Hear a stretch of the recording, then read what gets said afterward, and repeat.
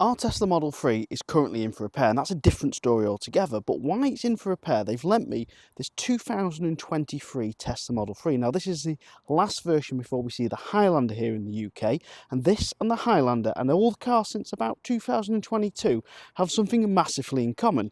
And that's on the front and the back. They're both missing ultrasonic sensors. And I'm going to tell you why buying one of these cars might not be right for you. Let's first make an apology to all the Tesla fanboys that are already in the comments saying Elon's a genius, blah, blah, blah, blah, I'm wrong. Well, I'm a car dealer for life.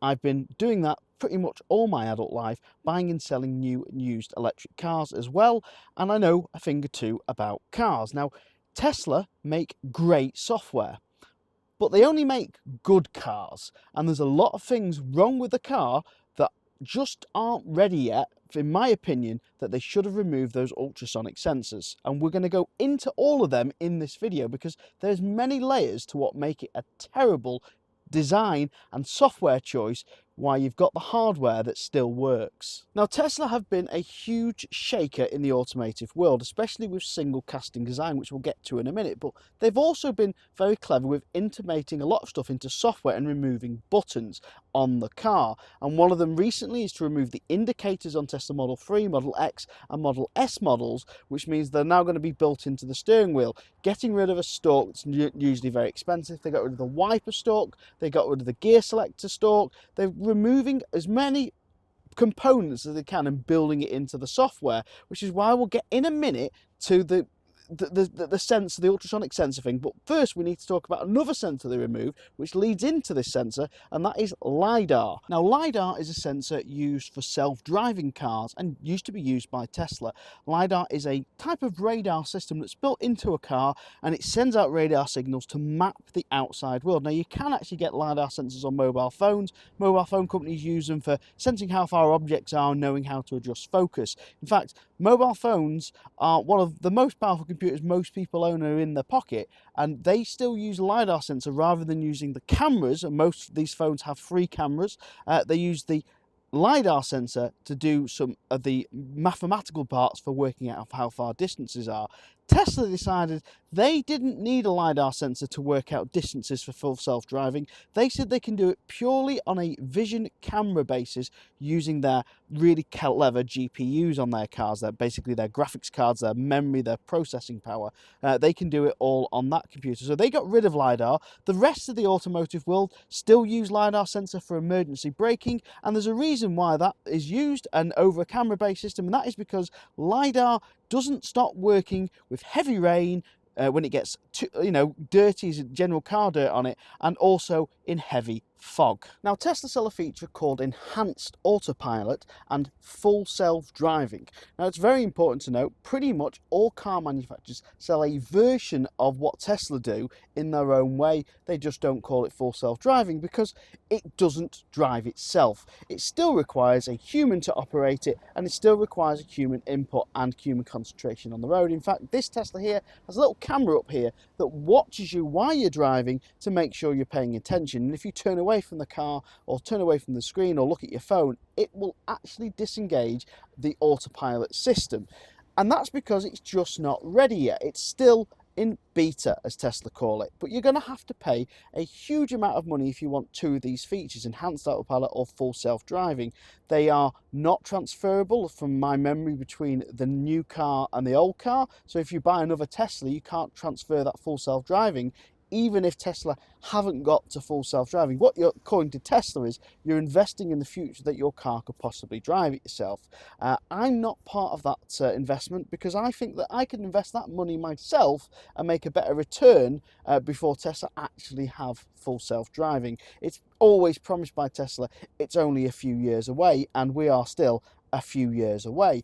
Well, they've got rid of the LiDAR sensor, and now they've got rid of the ultrasonic sensors. So if you are getting enhanced autopilot or full self-driving, you're going to be missing some really huge features now you've not got the ultrasonic sensors because Tesla haven't finished the software. Now, Tesla, as I mentioned at the start of the video, removed the ultrasonic sensors from these cars. And when they removed the ultrasonic sensors, they said that they could do it using the Vision cameras, the cameras that are already in the car, to do parking sensors the same way ultrasonic sensors work. And that makes sense if they could do it for full self-driving. Of course they can do it using the camera-based system. Forget iPhone and all the other phone companies that still fit LiDAR sensors to their most expensive phones. Tesla said they don't need that LiDAR sensor for it. They can do it purely on vision. Well, when they first removed the ultrasonic sensors, people who bought that car had 0 parking sensors because the vision part of the software wasn't ready. Now, in my mind, Tesla should not have removed the sensors until they already had that part of the software ready. They did that, so a lot of people were driving around in cars, £50,000 cars, with no parking sensors.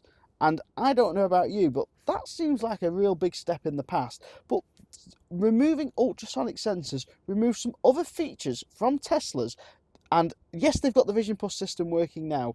Yes, it's a lot better than when it was first released, but it's still very poor. And let's talk about what it's poor before we talk about what else your car is missing. Let's just talk about some of the major flaws with the Vision Plus system. First of all, let's have a look at the cameras at the moment. Now, as you can see from the cameras, we have my rear camera, which, like most people's rear cameras, is dirty. And that's because cars drive on the road, which is covered in dirt. And cameras get dirty, the Vision Plus system is not as accurate and sometimes won't work because the rear camera is dirty. And yes, you could keep the camera clean. Our Tesla could have fitted a camera that self-cleans, which would make way more sense, but they didn't. Anyway, you got this camera at the back, it's dirty, you can't see properly. What happens with ultrasonic sensors when they're dirty? Well, unless there's a physical leaf covering them, if it's just dirt, a bit of grime, unless it's, I mean, I've never even seen a really dirty ultrasonic sensor not work, but I've seen leaves block them. But pretty much a load of dirt on an ultrasonic sensor, standard ultrasonic sensors, they still work as ultrasonic sensors. Vision Plus system is practically useless when it's dirty in reverse. Now, Tesla do try and supplement the other cameras they've got on the car to try and make up for that, but even they can get dirty. And the biggest flaw is when you're going forward, because when you're going forward, there is no bottom front camera on the Tesla front bonnet. Now, there is supposedly on the Highlander, but supposedly that's also now been removed. In fact, I believe only the Cybertruck has a front forward sensor that can see that low, and that's more probably to do with the angle of the car on the windscreen, that it can't see that low down. Now, why on earth they removed it from the Model 3 Highlander, I don't know. It should still be there because at the end of the day, I've been parked here overnight. Someone could have put something in front of my car which is below the camera which is currently up here, so I won't be able to see anything that low.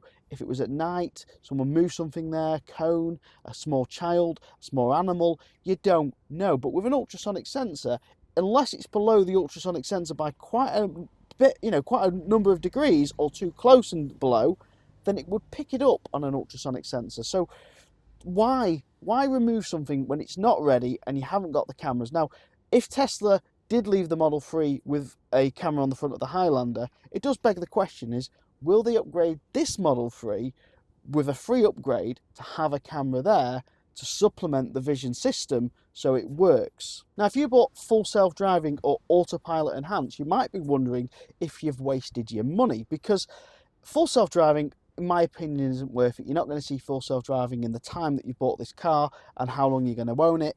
It's just extremely unlikely. But if you want to take that gamble with your money, feel free. I'd recommend putting it on red or black instead at the casino. You've probably got better odds.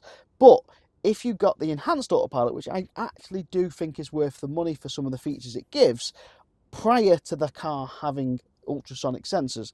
Now it doesn't have ultrasonic sensors. Enhanced autopilot, you're paying for almost nothing. Enhanced autopilot right now for cars with Vision Plus, that means no ultrasonic sensors.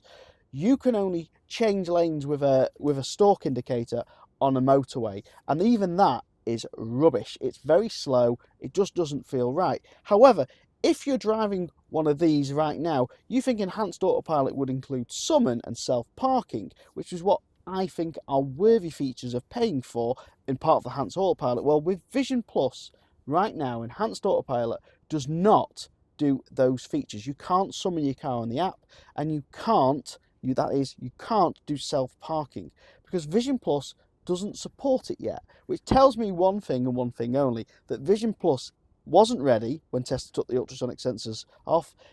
It's a stupid idea, and I think we should see it come back with ultrasonic sensors. I want to know what you think in the comments, let me know. But it's not the only thing I think Tesla are doing wrong at the moment for consumers. Check out this video here I did about how I think gigacasting isn't currently ready for you, the consumer.